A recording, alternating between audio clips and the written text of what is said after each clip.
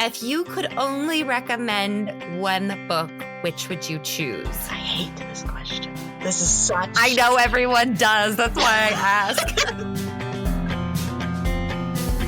Welcome to A Book and a Dream with Megan O'Russell, an author's adventure in writing, reading, and being an epic fangirl.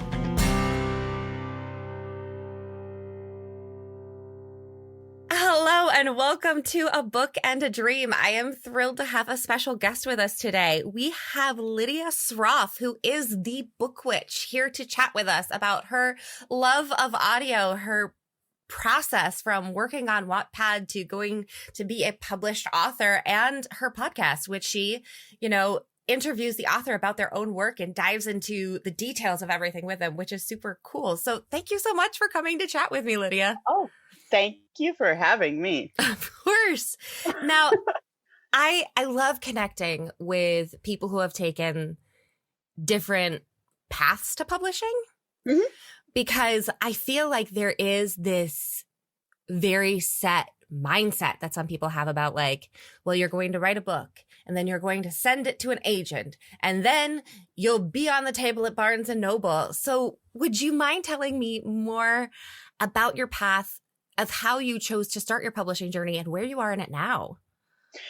Well, before I dive into that, I want to say that I listened to your trailer for this podcast last night as I was getting ready for bed. And I was floored by the ups and downs of your own personal journey, trying to get to your books out there in the world, and how many of those start and stop and start and stop and 2 steps forward and 5 steps back. And I applaud you for continuing because that shows some real dedication there, because holy potatoes. I mean, yeah, no, that was an intense journey that you've come to your own authorship. Wow. For myself, I have a weird relationship with writing. I love storytelling. I've always been a storyteller.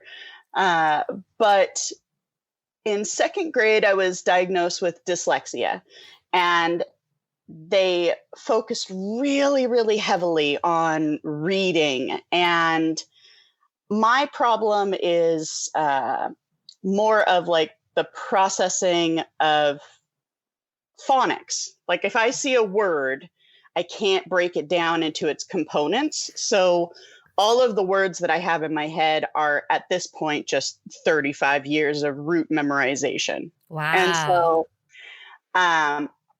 and that is okay after so long, but when you're a little kid, you're coming against new words all the time.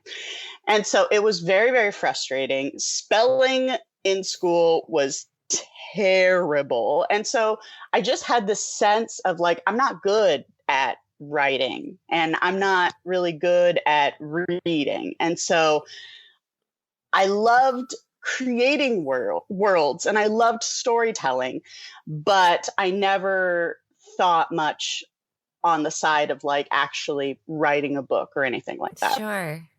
And so kind of fast forward, and the older I got, the more I had a few teachers kind of comment on, the writing that I was required to do for school. And they would be like, this is kind of good. And I had one teacher suggest that I had plagiarized a story. Oh, wow. And I took that as a really awesome compliment.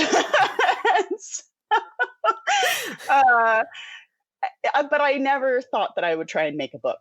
I dabbled kind of through the end of high school and college, writing every now and then, but I never really showed it to anyone. And then a friend, probably 6-ish years ago, noticed that I was writing a story on my computer. And she said, "Oh, my daughter is into this Wattpad thing. You should get on Wattpad." And I was like, yeah, the idea of showing my story to someone is terrifying. I'm not going to put it on Wattpad. And she grabbed my computer, hijacked it, sat down, filled out an account, and was like, just start posting your story. And that's true friendship right there. Kinda. But it takes you down that point of like, okay, am I going to do this or am I not going to do this? Yeah. And I thought, what the heck? Fine. I've already got probably a dozen chapters. I'll just kind of start trickling some chapters of this book out. And it gained traction. I mean, it was slow moving, but it was just exciting that people were reading it to begin with. Like, yeah. And liking it and commenting on it. And I think that process really helped me to grow and helped me to blossom. And after, I think I was on Wattpad for about 2 or 3 years. And so by the third year, I had a couple books on there. And the first book had reached over 1 million reads. Wow. And had shown up on a few different big lists. And I thought, okay, well, if people on Wattpad like it, then I guess I could try and publish it on my own. So I started seeking out how to do that. Yeah, it's so funny because I feel like things like Wattpad can be such a good leap pad, a way to figure it out. And like, I have so many friends where come to me and they're like, you have all these books. I wish I could be that brave. I wish I could do that. And it's so hard to convince them that like, okay, maybe you're not ready to like be your own indie press, but that doesn't mean that there aren't other paths out there that are available for you to, test the waters, get your feet under you, decide what you want to do. And I think that's amazing. I used Wattpad for like publicity purposes, like putting up the first few chapters as samples back in the day. But it's so cool that there's this platform where people can reach millions of readers. That's amazing. And I love that that's there. And I love that it's such a good resource for these people. Now, you are transitioning from Wattpad, and where are you in your current publication journey? So I didn't anticipate how hard your first book is, and how many like ups and down foibles happen. And so after I removed that book from Wattpad, I did send it to an editor to give me feedback, and their feedback was basically, you got a lot of big ideas in this, but there are 2 stories that are running side by side, and you need to really figure out what the plot of this book is, because there's too many plots happening, which I think... Oh, that's harsh. I think that's pretty typical when you don't really know what you're doing in a book.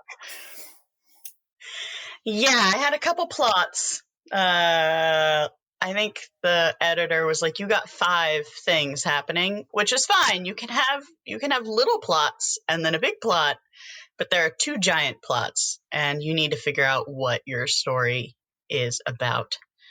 So I had to go back to the drawing board. But each time in the process, because I felt like I didn't know what I was doing and I didn't really have a ton of confidence, I think that every time I got kicked with critique, that it took me a while to come to terms with it.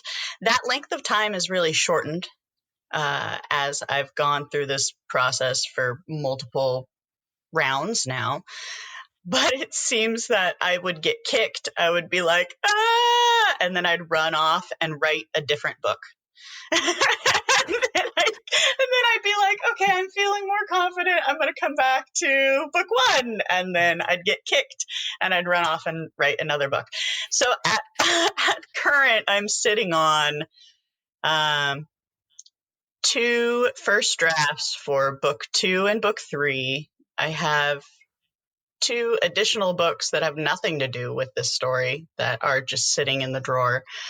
But this book 1 I've been working on for years. And finally, I feel I'm at the stage where I am sending it to a big editor, and we are going to start the process of polishing it. And I got a cover artist on board, and I feel like I'm closer than I've ever been to publishing book 1. And then hopefully the other books just go faster than this book 1.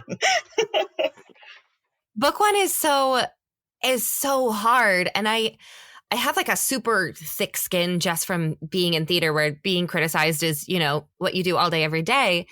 But it does take a different kind of callus on your soul to deal with critique of your book, because it is only you. It's just you in there. You're all by yourself. So whether they're critiquing your plotline or your characters or your entire concept, there's like no one else to stand there with you and take it. You're just naked, and it can be so hard. I agree. But as someone who's like gone through the first book process a few times, it gets easier. It really does. And I love that instead of, throwing your hands up and not doing anything with books anymore, you were running to write other projects. You're still working on your art, just, a different aspect of it. Oh, I love the first draft.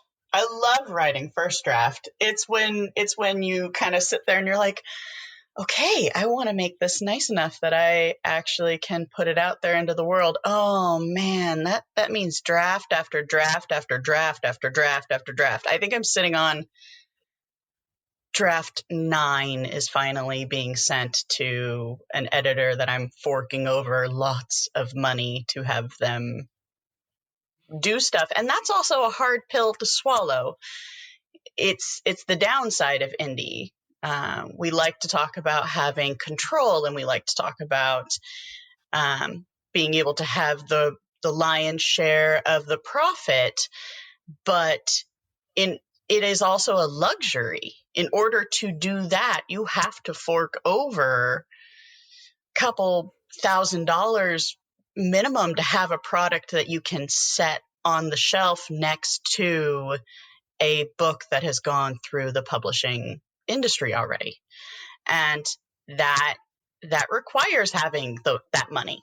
And so it's hard to make that decision, because you don't know if it's a gamble or if you'll make that money back, and you just have to have the gusto and bravado that you will. So yeah.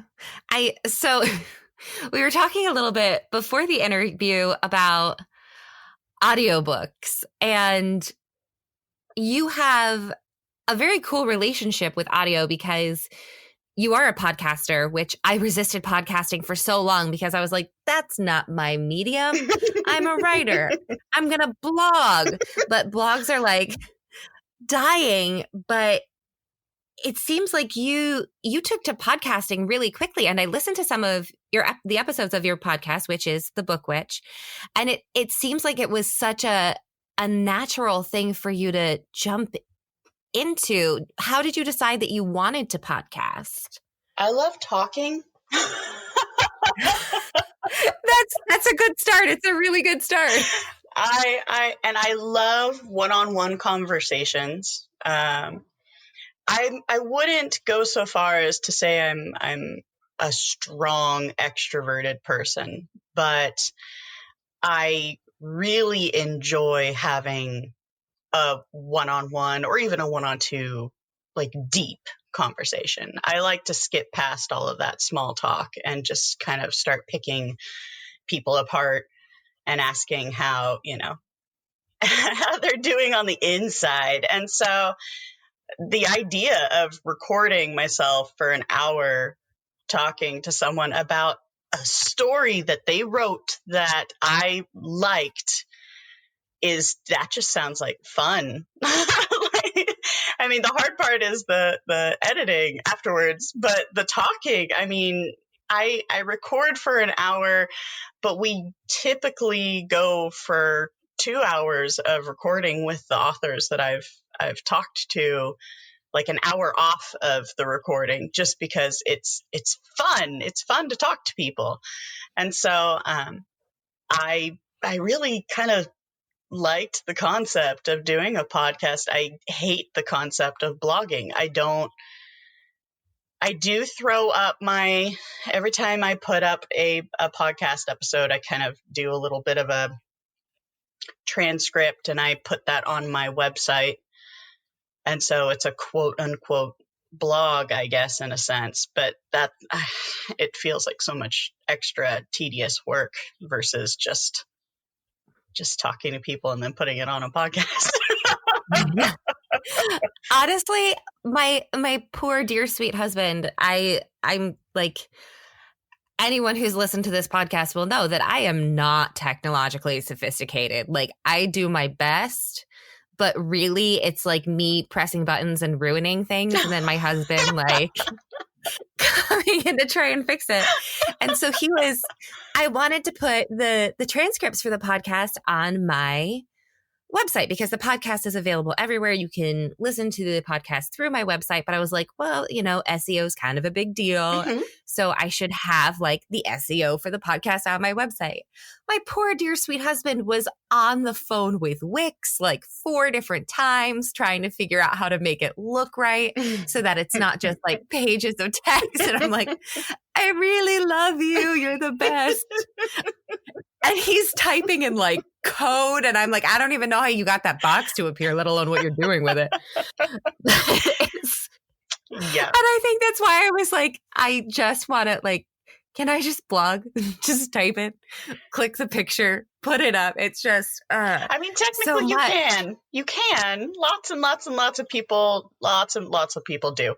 I think what I'm learning though is that now that there are so many options for a way to get your entertainment, that there's a subsection of people who just either don't have the time, and reading is not going to be the thing that they're going to sit there and pull up. I mean, I got 2 little kids. I don't have time. I barely have time to read my email, but I can have a podcast going on in the background all day long. I can have an audiobook playing while I'm driving on my commute to work and back. So audio is so convenient. And for me, it doesn't become white noise. Like for my husband, he does not like doing audio because it just becomes white noise, and he finds that he's not paying attention to it. And I think that's just the way that different brains work. And so for some, audio is like the next big thing. And that's how, you can easily get your entertainment. For others, not so much the case. And maybe they like reading blogs. Yeah. I am an actor. Mm-hmm. And I generally like live so close to the theater. My commute's like maybe 7 minutes, which I'm very fortunate. Mm-hmm. No one has a commute that short these days.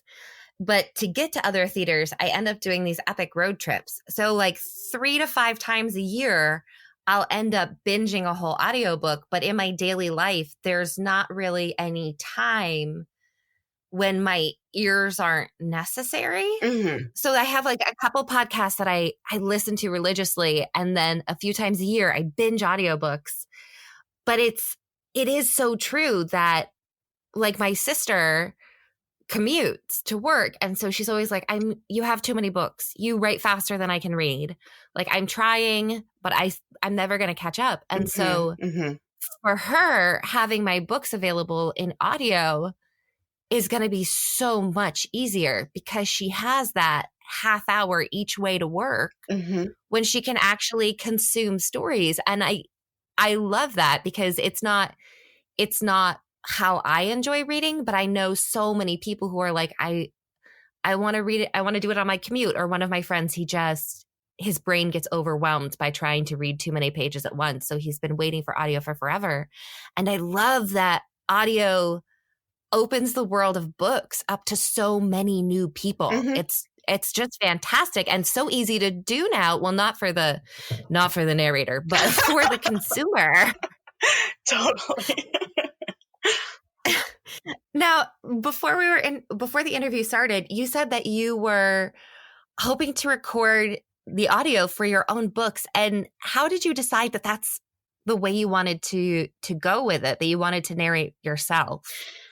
I think that because of the podcast, and one of the comments that I get over and over and over again that I find odd is that people like my voice. And so they're like, I don't think that's odd. But it's a weird, like, that's not a normal compliment. Like when you're walking around and you're at the grocery store and no one goes, "Ooh, I like your voice." Like that's not a thing that people say, but it's what they say when they listen to you on a podcast. That is very true. And so I have been diving hardcore into audio creation lately. And there is like this weird divide of people who are like, I desperately want the audio to be done by the author. That's my favorite thing. Mm-hmm. And then people who are like, I don't care if it's read by a computer. I just want audio. Yes. The audio world. And I know people who will listen to podcasts at like 1.5 speed. Or audio. It makes me panic. My husband does that and it makes me panic. I can't. Or audiobooks at 1.5 speed, because to them, it's not about the voice. It's not about the sound. It's about the content. And they want to get the content as quick as possible so they can move on to more content and more content. I can do that with nonfiction sometimes, depending on the nonfiction book. Like if it's more technical, then I can do that. But I like the way that people sound.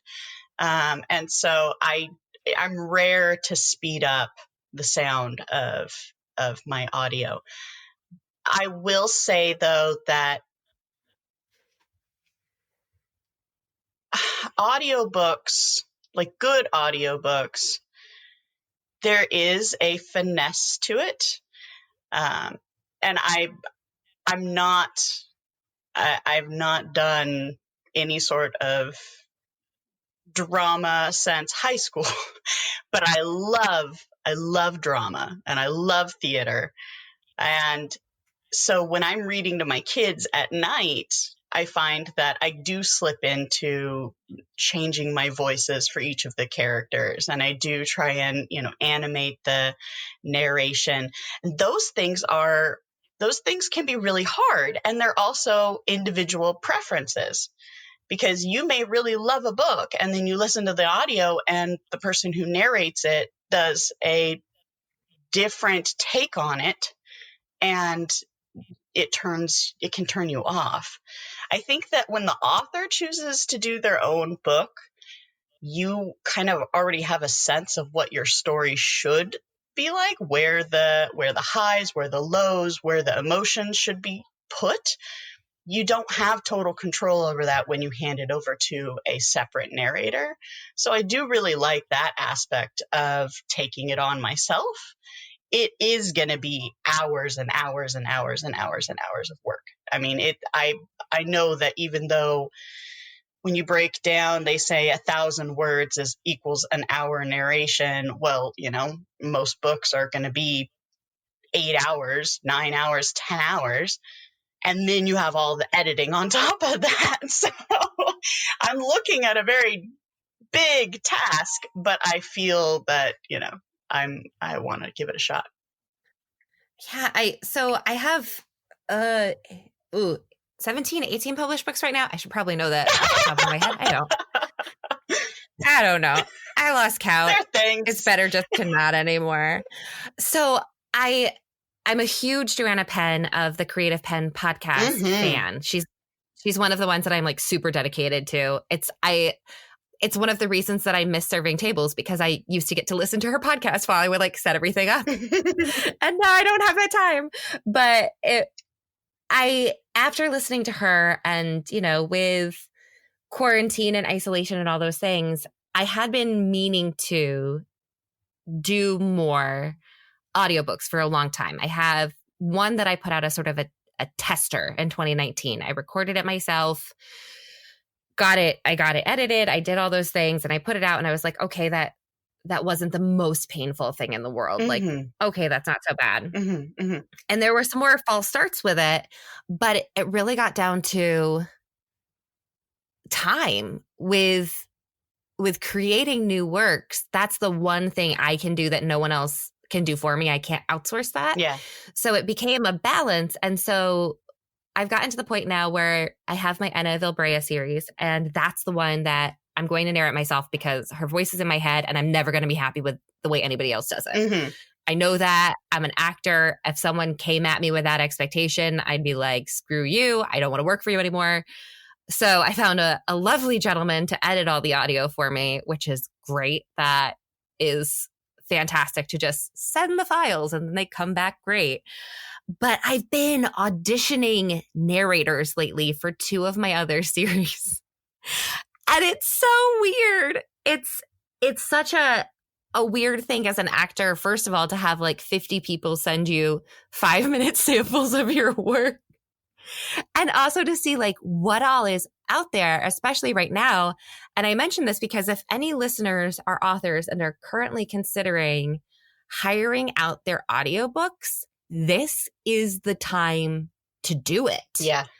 Because in ACX, I have had auditions come through from actors from Utah Shakespeare, Broadway, very famous voiceover, like commercial people.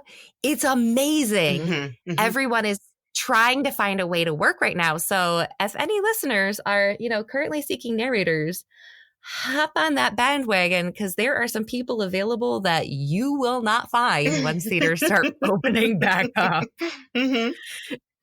I heard a few of the samples and I was like, who is this guy? He's really good. Like, there's no way I can afford him. Oh, your summer season of Shakespeare got canceled, sir. Okay, that's what happened. So it's fascinating. Now, in your hopping back to your podcast after that long audiobook tangent, now and I feel like this is so many readers' dream come true to like have a book, read a book, and then like pin down the author and be like, so tell me all the things. So how did you come up with the idea that like that was how you wanted to format your podcast? I love the idea of being in a book club. And I've never been able to maintain a book club. Like I put scheduling so hard. I know, and I get it. People are busy, but a book club just sounds so much fun. And to read a story along with my friends and discuss that story just sounded awesome. And so I I thought, well, I could try and do like an internet book club.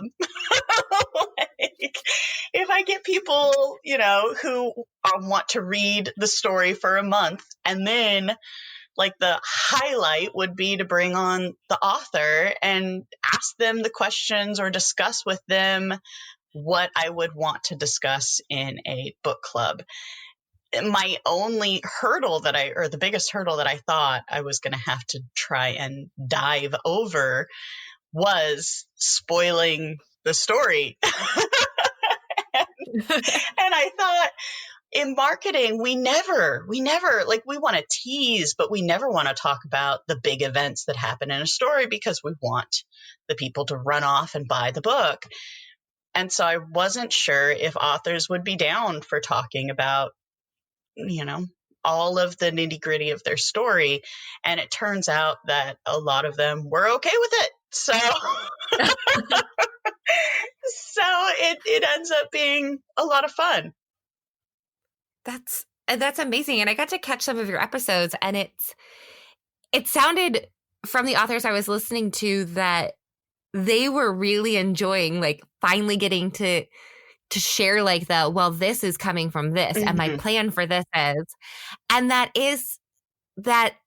is so neat. And like, as an author, it's a very cool concept to be able to sort of like tell people, is there depth of meaning or are the curtains just green? Mm-hmm, mm-hmm. And it's really neat. So I highly recommend checking out the Book Witch podcast if you are the type of reader who likes to dive deep into a story and know, what the green curtains mean, or if they're just there to block the sunlight. Definitely check it out, because it is such a cool way to sort of pick apart what's going on in the author's brain. Now, have you had any authors who you've tried to contact who have not been happy to have the spoilers posted? Not so far. I have reached out to a few bigger fish to ask if they wanted to be on the podcast, and just never received a reply. And I was like, okay, that's cool. But the ones that I have had on have just been so excited to be on and to be interviewed about their book. And a lot of them, their plans for big series. And so they either have a book 2 that has just come out, or a book 3 that has come out, or they are working on, like, Moira has 7 books planned. She only has the first book, Moira, out, but she's like in the process of currently writing a bunch of them together so that she can send them out 1, 2, 3, 4, like in a faster release than what she's doing right now. And so she's like, this is a giant series. And so far, everyone I've talked to has been like, this is a giant series. And so they don't mind talking about book 1. I feel like giant series, and I know from an indie author perspective, there is very much this, it's too hard to market a standalone in some ways. Like, it's just not worth it unless, you have a big name. And I'm so happy about it because I really don't like standalone books. The only thing I like less than standalone books is when I cave and think I'm reading a standalone book, and it is not, in fact, a standalone book, which happened to me twice this year. And I'd get to the end and I'd be like, what's happening? And then, you throw the book, and then you instantly regret throwing the book because now its cover is wrinkled. And, we all have those moments. But I love that deep series are becoming more popular right now. And I love that the indie author community really has a huge amount to do with that, because when you have a traditional publisher, like things I learned this week that I never knew before, Twilight was originally written as a standalone. Really? Yeah. Hey. It was written to be a standalone book, which makes so much more sense now when you look at like what happened in book 2 and from there. Yeah. But it was written as a standalone, and then they were like, well, you're making lots of money, let's expand the series. And I feel like with so many traditional publishers, they don't want to commit to, well, it's going to take me 7 books to wrap up this plotline. They're like, you get 1, maybe 2. Yeah. If it goes really well, maybe I'll let you get to 4. And indie authors are just like, nope, I'm just going to write 7, and that's how it goes. And so it's great that that's available now. It's so cool that, indies are reshaping people's reading patterns with readers not even noticing that it's happening.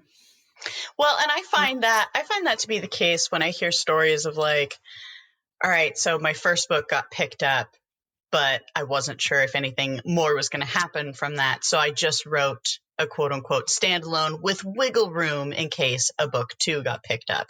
And then a book 2 got picked up. And then I wrote a second book with a little bit of wiggle room in case.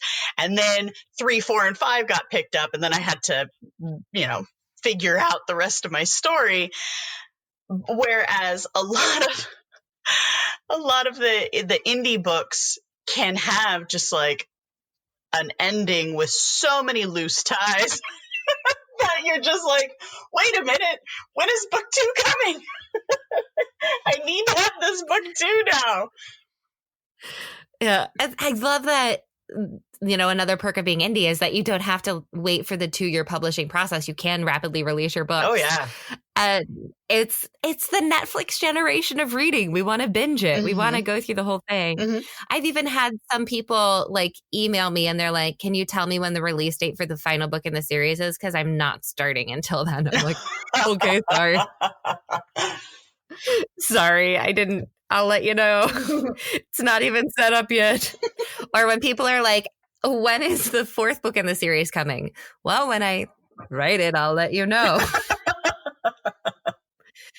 My sister requested I'm going to be seeing her soon. And she was like, oh yeah, can you bring me a copy of the 3rd book in the Bryan Adams series? And I'm like, well, it's currently 20,000 words long and on my laptop. So no. Not going to happen. You got to wait like everyone else. Yeah. So before I let you go, if people are intrigued by the concept of this monthly online book club where they don't actually have to show up Wednesday nights at 6:30 in order to take part, who would you say is a good fit for your book club? Well, at current, I'd say most of the books that I've been going down have been in the YA or new adult fantasy category. I don't have any qualms with branching out, but apparently that's what I read. So I would say anyone who likes those kind of books. I think we've got the Moira is more cyberpunk. Ember Dragon was very kind of epic fantasy of light and darkness. It was vampires, like the vampires mixed with Studio Ghibli. Like I've kind of run the whole gamut, but yeah. Perfect. And where can people find you and your podcast? The Book Witch Club is available anywhere people listen to podcasts, so they can pick it up: Spotify, Stitcher, Apple Podcasts, anywhere. And then they can find me and my newsletter at thebookwitchclub.com. Perfect. And where can they find your author information too? We definitely want to make sure that people hop on, so when your book is published, they will be there ready to devour it. Well, I am most active on Instagram at Lydia, S as in Sam, R as in Robert, O, F as in Frank, E as in Edward, because no one can say Srofe, and it's okay. My maiden name was Forrester, but I changed it when I married my husband. And the link for the Book Witch Club, actually, it takes you straight to lesrofe.com, which is my primary website, where I have all the info about my books as well. Perfect. And before I let you go, we are going to do the final 4 questions. So if you could only recommend one book, which would you choose? I hate this question. This is such... I know everyone does. That's why I ask. This is such a hard question. And last night, I was trying to figure out how I wanted to answer this question. And it really boils down to I'm picking 2. You can't stop me. I'll accept 2.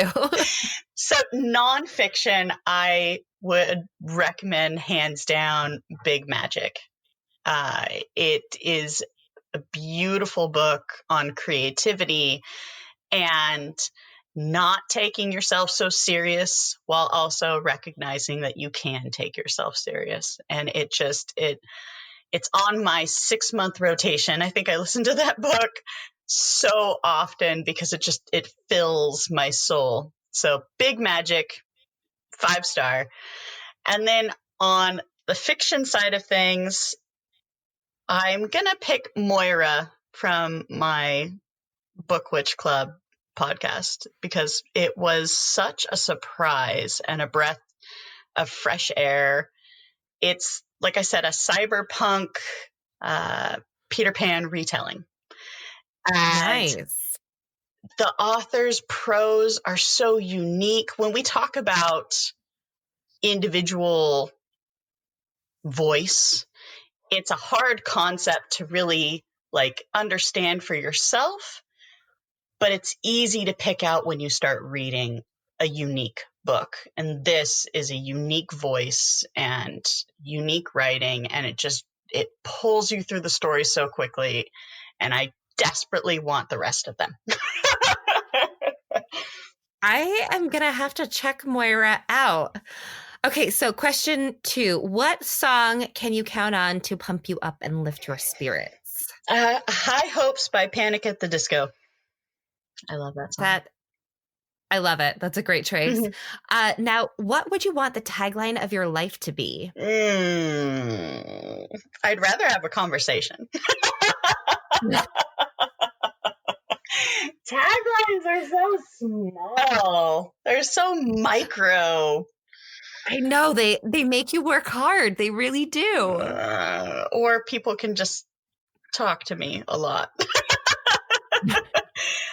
But I guess, I mean, I kind of tried kicking around. I think I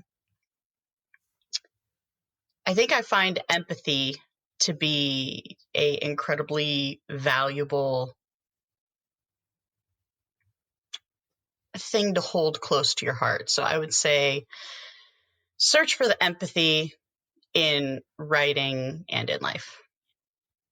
I love it. And I find that a lot of authors and, storytellers, so actors as well, that is one of the things that you see so strongly in them is that empathy, because they spend so much time telling other people's stories that it sort of, it creeps in whether they want it to or not. So I think being an author and a storyteller is definitely right in that niche so well. Because you got to be in the head of all of your characters. That includes the characters that you want people to dislike. And so it isn't just enough to write the quote unquote bad guy of the story. You have to understand why the story has that character and why they are making those actions. Otherwise, it will just fall flat and people will go, I didn't really care too much that they were the bad guy. So it requires getting in people's heads. And I think that's important in everyday life too, because we don't always have to agree with other people, but if we can understand where they're coming from, then we can make progress instead of just shutting the door. That is very wise. Look at all the wisdom showing up on the podcast. Okay. Final question. What is the most inspiring thing anyone has ever said to you? I'm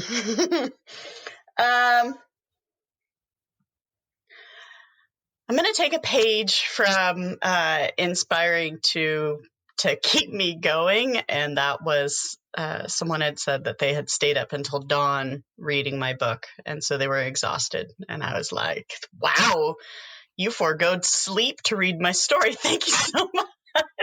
I guess that means I should keep writing. That is a great and a meaningful compliment. Well, thank you so much for coming on to chat with us. And I will make sure to put all of the links in the show notes so you can find the Book Witch podcast and Lydia. And I will see you all next time.